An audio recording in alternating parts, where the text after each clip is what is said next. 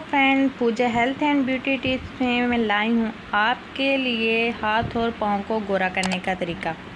Friend, करना हमने कुछ इस तरह है कि 15 स्पून रोज़ वाटर लेना है, 6 स्पून ग्लिसरीन के और 2 लीमू, 5 विटामिन ई के कैप्सूल और 1 वैसलीन पिंक बोतल और जेनसन का या डर्माकोज का सीरम लेना है। और तरीका ये है कि हमें सब चीज़ों को अच्छी तरह मिक्स कर लेना है, सिवाय वैसलीन और सीरम के।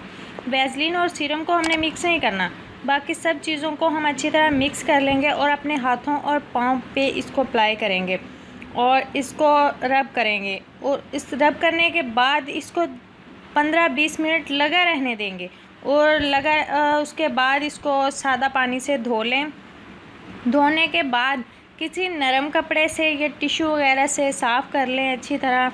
साफ़ करने के बाद वैसलीन और डर्माकोज या जेनसन जो भी हमने सीरम लिया है इसको हम अच्छी तरह मिक्स कर लेंगे।